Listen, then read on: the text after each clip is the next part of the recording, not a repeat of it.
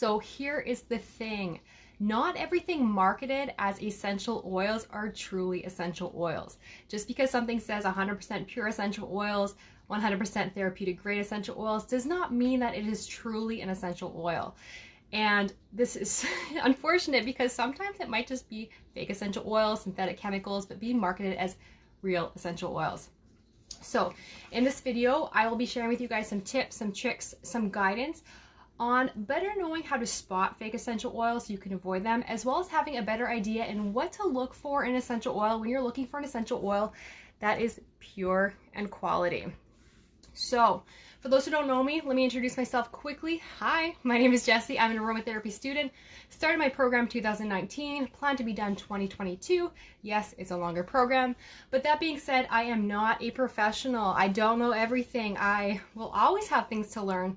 But I do believe that there are things that I can share with you guys that you feel might be beneficial. And even after watching this video, if you feel it's beneficial, you know someone else who might benefit from this information, please send it to them. It helps me out, it helps them out, it helps everyone out. So just to give you guys a little bit of context what this video is going to look like, if you see my story, we're going to have a part 1 and a part 2. So part 1, it'll be less interactive. I'll be sharing with you guys just some tips, tricks, things to look for in spotting fake essential oils, as well as looking for quality essential oils. All right, you guys who are listening here with me right now, feel free to ask questions whenever you want in the question box or in the chat. And then when we get to the second part, it'll be a question and answer period, and that's where I'll be answering all the questions you guys have. And like I mentioned earlier, I won't be really talking about brands, saying, oh, this brand's not really that good or sketchy. I don't really want to get into that. I don't really want to share my opinions just because of the position I'm in right now, and just other personal reasons. But yeah, if you're liking it, feel free to just pop in those hearts to get them floating and all that, just to tell Instagram that this is great and that other people may find this beneficial. So I want to say hi to everyone who's here. I'm so happy to see you guys here. So we're starting our first part. I'm going to talk about red flags. Okay, so red flags, when you're looking at essential oils and you see these, run. Go do business elsewhere. Don't be buying those essential oils. Tell your friends not to buy those essential oils. And here are the red flags that I really want to talk to you guys about. If you see essential oils from a company and they are all the same price, and I'm talking like tea tree is the same as lavender, that's the same as frankincense, that's the same as rose, this is red flag. They should never have essential oils that are all the same price. They will vary. Some might be similar in prices or the same, but they should never all be the same price. If this happens, stay right away. And I love whoever is giving me hearts. Second, or another red flag, if these essential oils are too cheap, this is a huge red flag. This doesn't mean that you have to buy expensive oils, but it does mean that if the essential oil is too cheap, that is a huge red flag. These essential oils probably are, like I see here, bad quality, fake, sketchy. And if you want more information, feel free to check out my YouTube channel. I did a whole series on this where I get into like different price points of different essential oils. Feel free to check it out. All right, Essential Life, YouTube. I have a playlist. Look at my playlist. There'll be spotting fakes and finding legits playlist more in detail. So the next red flag is you see essential oils from plants that don't produce essential oils. Okay, so you're seeing essential oils, so like cotton candy essential oil, banana essential oil, watermelon essential oil. These aren't essential oils. These are fragrance oils. They should say fragrance oils in the bottle. If they don't say fragrance oils in the bottle, that is super sketchy. That is super wrong. I'm getting really like passionate about this, but I really want people to know this.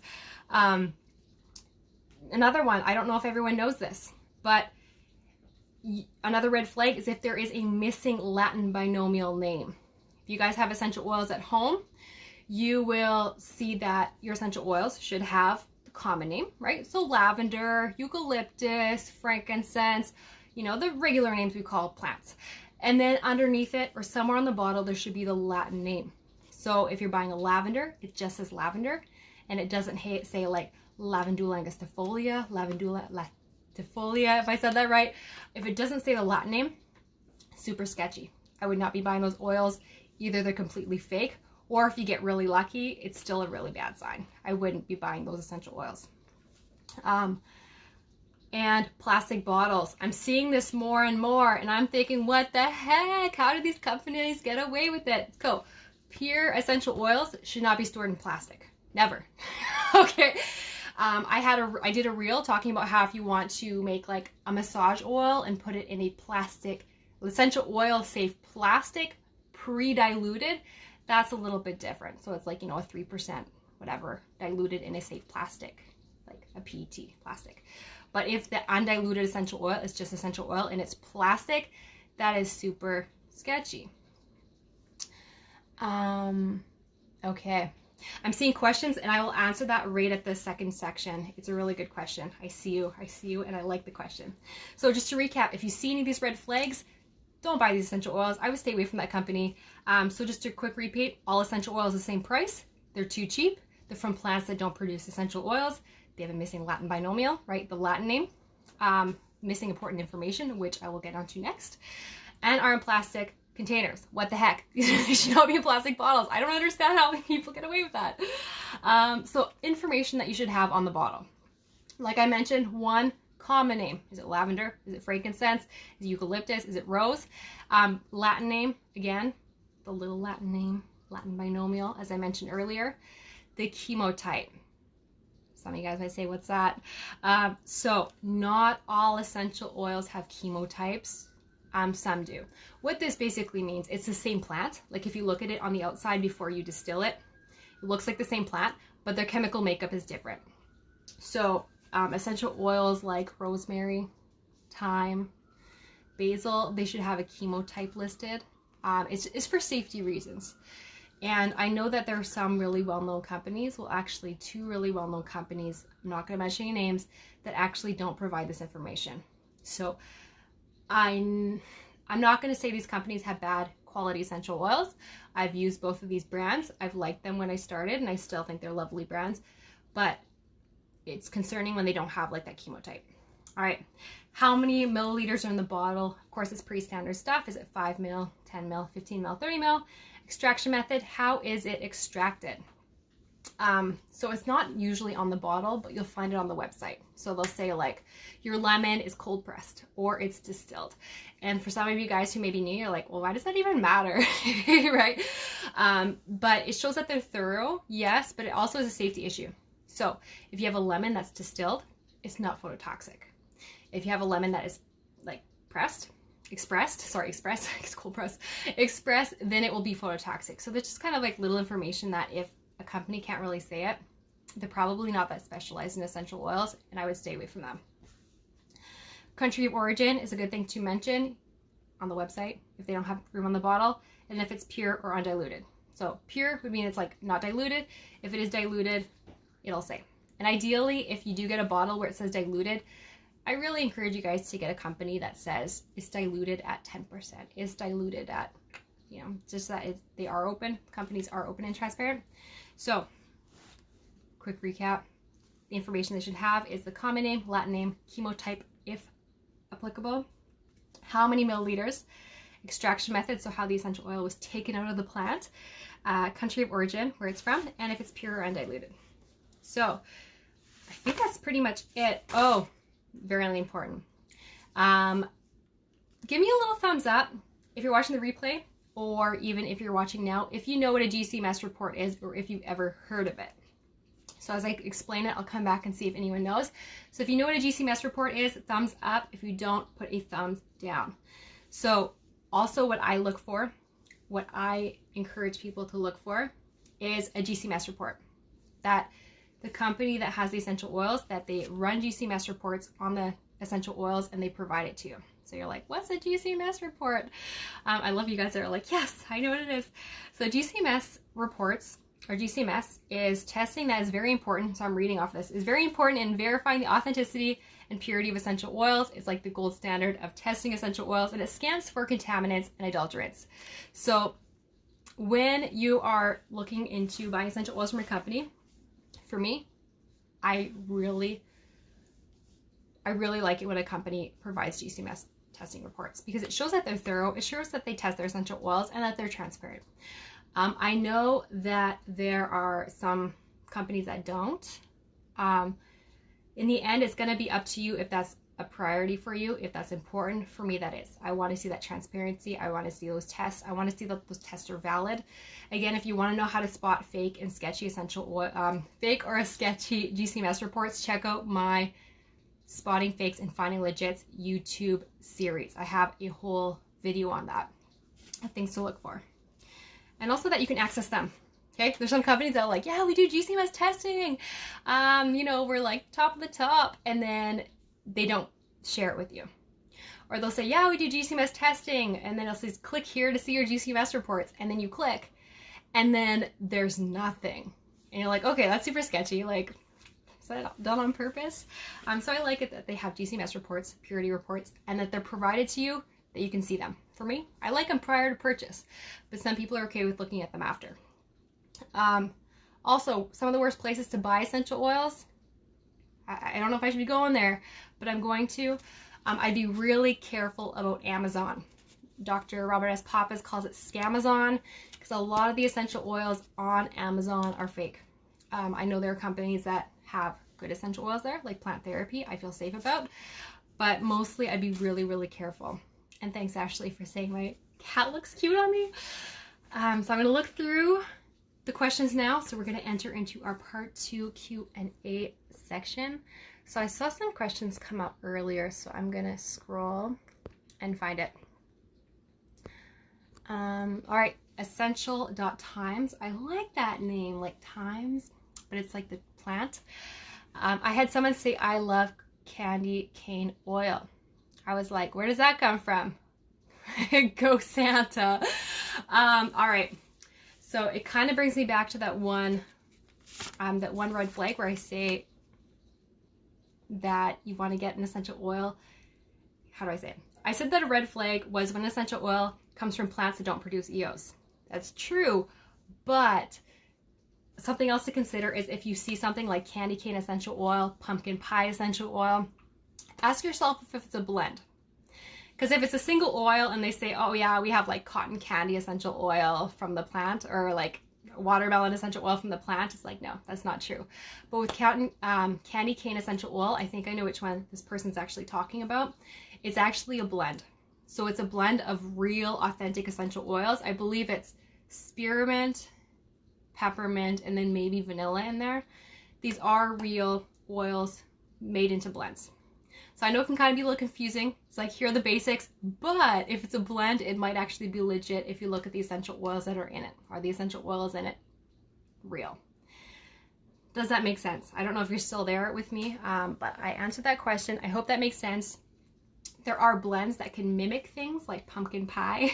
It's not extracted from a pumpkin pie, this essential oil, but it's a bunch of blends, real essential oils blended together to mimic that scent, that aroma. So it might be fake, it might not be. And I see someone say, I can't read the GCMS reports, but I've looked at them. Don't worry, most people can't. For me, sometimes I'll just skim them. There's even some things in the GCMS reports that I'm like, I'm not really sure, I'm still learning, so don't feel bad if you can't read them. But just the fact that a company can provide them and share them, I think it says a lot about them. They're called Amazon FBA companies. Could you clarify it, Joe? Go Misco. You said yes, they're called Amazon FBA companies. I'm going to wait for your response. But while I'm waiting, I'm going to pull up some questions. Okay, so someone said, I want to know which sketchy essential oils I've been seeing. Like I said, no comment on companies. Next question. How to tell if it's an actual GCMS report? All right, so I'm going to go over this pretty quickly, but like I said, I do have a video if you want to check it out in my playlist, Essential Life YouTube playlist is Spotting Fakes and Finding Legits. So with an actual GCMS report, they will have a list of a bunch of chemical constituents that are found in the essential oil along with the percentages. Plus it'll be like a little graph in, like you'll see these little peaks and like percentage marks. So it just kind of shows the analysis of the essential oils, which chemical constituents are found in it. And when I say chemicals, people are like, ooh, synthetic. It's not synthetic. It's like naturally occurring chemicals. So I'm kind of briefly going over it, the more GCMS reports you see, the more you can better spot them. But check out the video if you want more information on YouTube. Okay, Gromesco says, fulfilled by Amazon. All right, next question. This is the second last question. So does a company that doesn't provide GCMS reports but claim they have them a legit company? Whew, that's a good question. For me, I can't really say. So I can't say, oh, they say they have GCMS reports. I don't see them, so I can't really accuse them of being fake. It's really hard to say. But for me, I kind of, how do I say this? I just have to, like, that's a really good question. So just because an essential oil company has GCMS reports doesn't mean they're pure, but also just because they don't have them doesn't mean they're not pure. And that's where it gets kind of tricky. But I think at the end of the day, if it's really important for you to see those purity test results, that the company is transparent with you. Like for me, I want to see those test results, GCMS reports. I want them to be available to me. For me, that shows that the company is transparent. But at the end of the day, there is no like black or white way of really saying, is this legit or is this a not legit essential oil company? If they say they have GCMS, but they don't provide it. For me, I find that kind of sketchy when they're like, oh, we have GCMS reports. We like do GCMS testing, but we're not going to provide reports with you. For you. For me, that's sketchy. That doesn't mean they're fake, but for me, it kind of turns me off, if that makes sense. Last question. So if anyone has any questions while I'm answering the last question, feel free to ask them. But the question is, so I actually asked this person to clarify, and they said, how do you know if a company actually sells legit essential oils if all they sell are blends? It's a really good question. To be honest, I'm not really sure why companies would just sell blends. I think blends can be really powerful.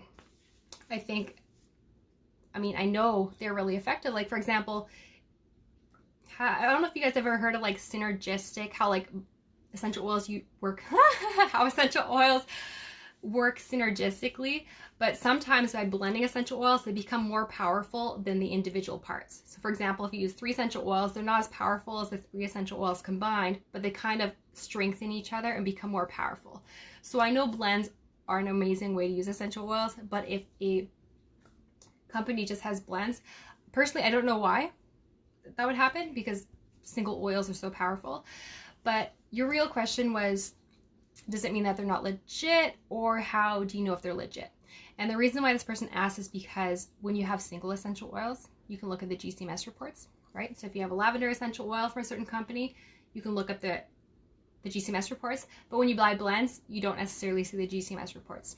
So I hate for this to be inconclusive, which it kind of is. But if they only sell blends, it's really hard to say.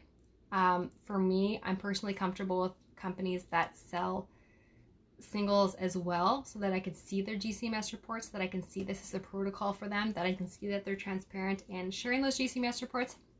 And plus, to be honest, when I see Pure blends, I don't know the full recipe. So with that being said, I don't really know exactly what I can always use blends for. Like some companies, when I see that they just do blends, I wonder if they're just using it for like breathing and smelling and scent aroma. So in that sense, I'm like, is it synthetic? Is it not?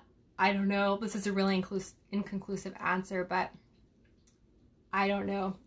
So the person who asked, there's no way of really saying unless you see like GCMS reports. And still, even with GCMS reports, I'm going to drop a truth bomb on you guys. Just because there's GCMS reports and it comes out clean, it doesn't mean that there's things that weren't picked up either. Or it doesn't mean that sometimes companies will manipulate GCMS reports. It can happen. It shouldn't happen, but sometimes it does. And that's why if you want to know information, you can check out my YouTube video on finding fake and sketchy GCMS reports, because then you'll see kind of what to look for in spotting fake GCMS reports. But just because there are GCMS reports doesn't mean they're always the best quality, because sometimes people don't know what to look for. But if you watch my video, you'll have a really good, basic, simple idea of what to look for when looking at GCMS reports. So, looks like we're all done. There's no more questions. So, I'm going to leave it like that. Like I said, If you're at the end of this video, by the way, on the replay, drop the fire in the comments. I want to know if you made it here. Anyways, I hope you guys have a lovely day. Hope this was helpful. Share if it was, and bye.